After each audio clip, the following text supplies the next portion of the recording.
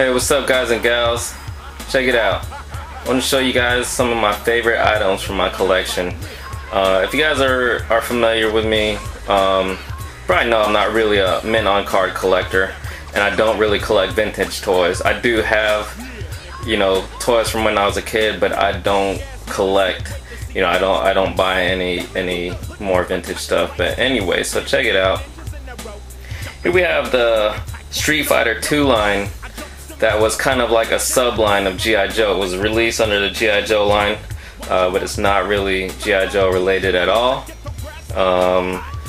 So yeah, let me give you guys a closer look. There was 12 figures: Ryu, Ken Masters, Guile, Chun-Li, Blanca, and Bison. E Honda or Edmund Honda, Dawson, Zangief, Vega, Balrog, and Sagat. These were released in 1993. There were also vehicles. I never got any of the vehicles, but pretty cool line. I don't know why I never actually got around to opening these. I was pretty surprised that I even was ever able to find a complete set. I bought these when they were out in stores. I didn't buy these later. I didn't, you know, get them on the secondary market or anything. But I also never got any doubles, and for whatever reason I just decided not to open them. So it's kind of cool. I've been torn. I've wanted to open them because it's really cool. I mean, G.I. Joe scale Street Fighter figures. You know, that's really cool, but I never did, and I just decided a while back, I guess I'll just never open them. I'll keep them mint on card. I've also been torn on selling these because I could get a damn pretty penny for this set right here, but I'm a huge Street Fighter fan. I'm a huge G.I. Joe fan. It's one of those things. I might as well just hold on to them, and I probably wouldn't open them now to use, you know, with my current toys, because let's face it, I mean, it's the real American Hero style sculpt and articulation. It's kind of outdated. I mean, it's still cool that it's Street Fighter in the 3 3/4 scale, but it's very outdated, and I wouldn't, you know, use them with my current G.I. Joes or stuff like that. And bottom line, they're just cool, so I'm gonna keep them mint on card. So I'm gonna give you guys a closer look at each one individually. Alright, so here's Ryu, and just so that I don't have to show you guys the rest of the time, here's a look of what it shows on the back. World Warrior Martial Artist. Pretty cool, and as you can see, there is the G.I. Joe logo right there. And there were there were tips from GamePro. I'm pretty sure that that magazine doesn't exist anymore, does it? I remember I used to get some GamePro. Anyway, and then as usual, there's a file card. So there you have it. There's Ryu. And then I don't know if each of these, no, some of these didn't have them, but some of these had a spring-loaded action feature.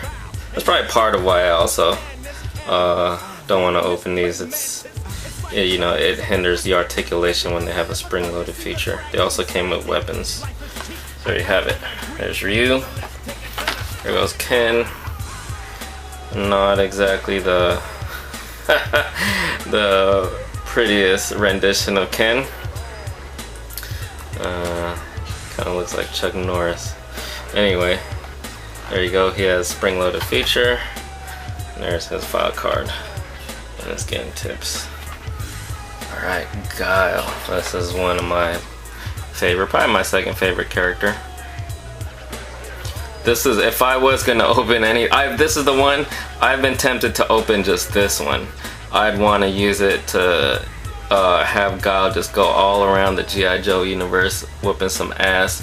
I'll probably look for one on eBay, even loose. There you go. There's his file card, his game tips. And then my actual favorite Street Fighter character, Chun-Li.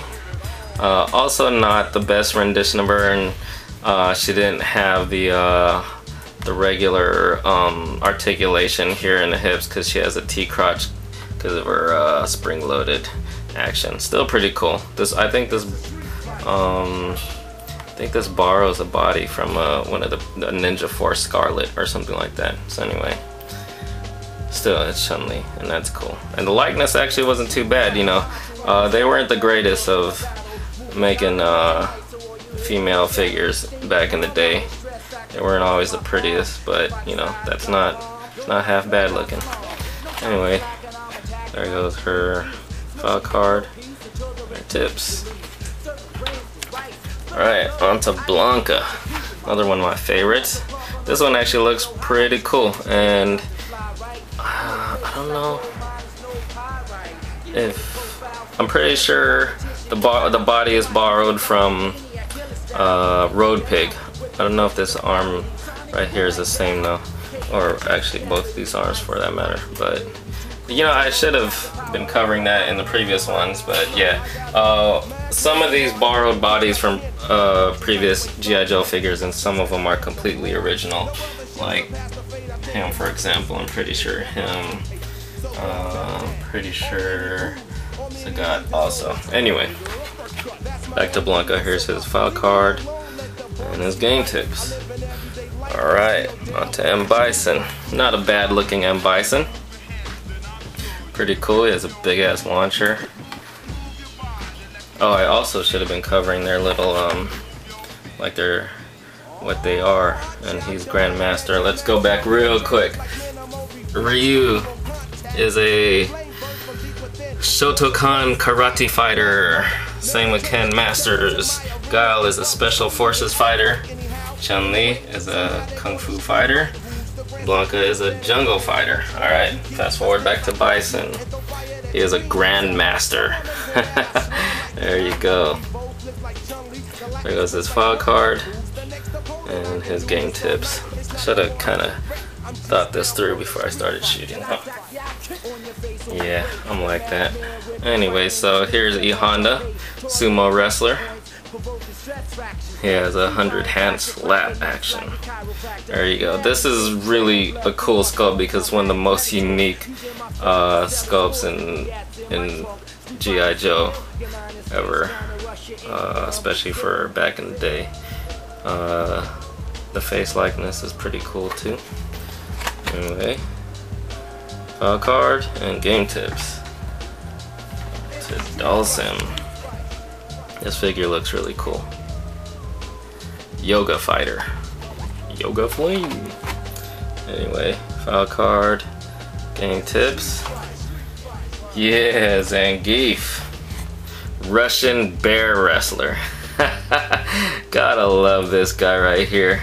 It's funny though, the legs, whoever they were borrowed from, has like sculpting detail in there when they should be just bare legs. That's funny. Still not a bad figure overall. That was a file card. Game tips. Vega. This one's pretty unique. Check that out. I like that one. Spanish Ninja. I never really realized that's what he was. Spanish Ninja. I mean, I knew he was from Spain, but anyway, file card and game tips. Winding down, we've got Balrog, the heavyweight boxer. Another one of my favorites. There's his punching gloves in there. Alright. File card and game tips. And a little fact about Balrog. Balrog and M. Bison, actually. I mean, I'm sure if you're a fan, you probably know this, but for those of you who aren't big Street Fighter fans,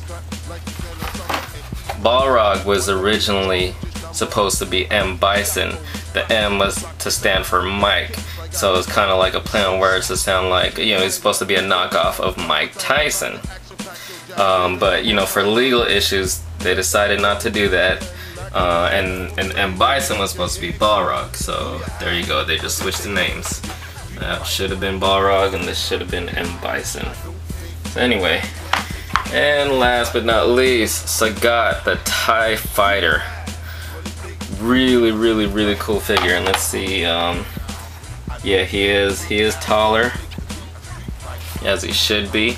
So I'm pretty sure that was a completely original sculpt and a very good one, very detailed for a vintage G.I. Joe figure. Had some great detail. So there you go with a tie chop action. There's this file card and game tips. And again, another thing I forgot, I never really, on each figure I didn't really give you a good look at the artwork. I'm not gonna, well, let me just go back and just so you can see the artwork. The artwork on these are really cool. It's really got a style that you just don't see these days. There you go. Oh look, I was looking kind of whack there. You're looking psycho. Same with this kid, that's in this Ryu. Okay, so most of them are really good. Some of them just weren't. Some of the best characters didn't have great art. So anyway, there you guys have it. It's my look at my Street Fighter 2 G.I. Joe collection. Thanks for watching.